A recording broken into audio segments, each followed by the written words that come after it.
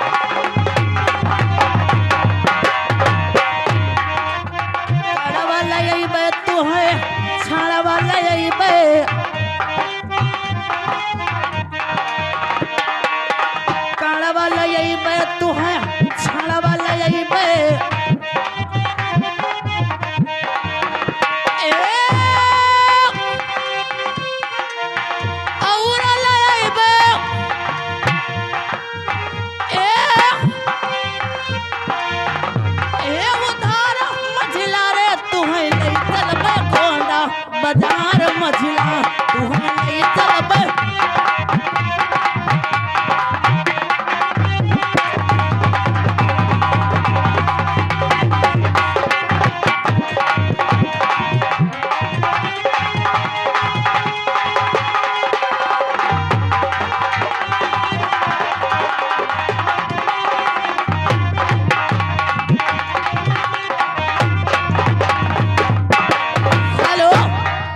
सोहर भाई गाड़ी न दियो, जब कौन गाड़ी दिया तो खून पी ले बजाने ले। अब चिल्लात का तो हरे हो जाता है। हेलो अरे हे देवा, अरे एक तो कमरिया केरी,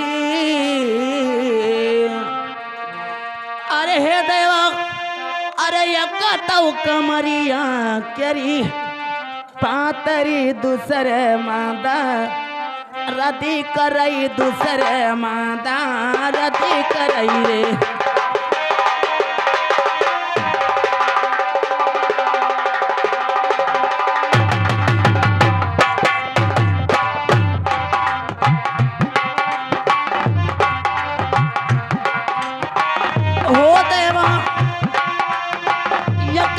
कमरिया कई आतरी तन दूसरे माता रति करई, दूसरे माता रति उठई रे।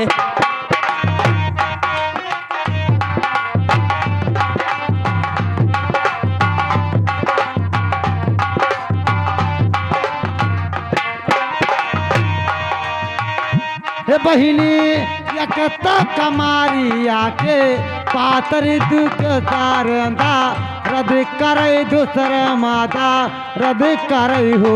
हे बहिनी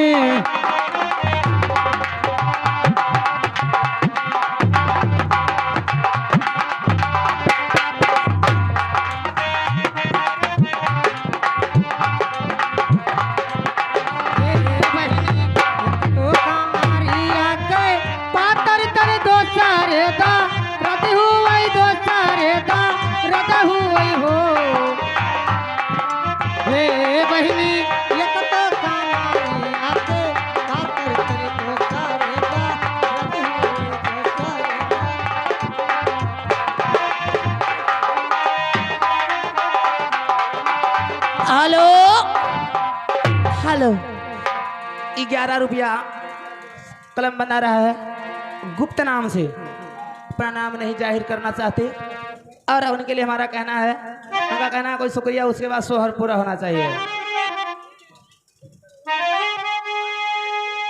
अरे लड़का रोवे, अरे मोरे सास को हरा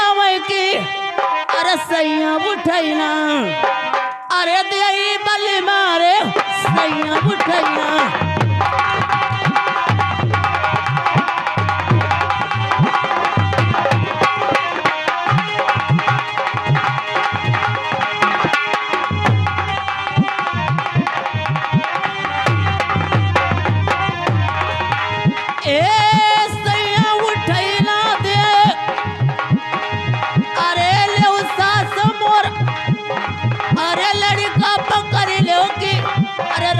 मजा लई ले बल मारे सैया मजा लई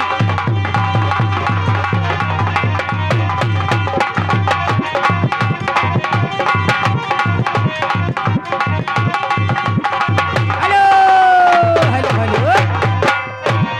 ये 10 रुपया पर्सनल शानदार इनाम आया है, मगर उनके लिए मैं क्या कहती हूँ सखी, कहना है कि शराब पीने से पहले बोतल हिलाई जाती है और मोहब्बत करने से पहले आंखें मिलाई जाती है। और कहना है कि पानी में कंकड़ मत मारो कोई पीता होगा, पानी में कंकड़ मत मारो कोई पीता होगा। ए मेरे राजा तुम मुझे देख के इतना मत तड़पाओ कि तुम्हें देखकर कोई जीता होगा। हेलो। अरे जब तो राजा अरे हंस के मांगो के कब नाही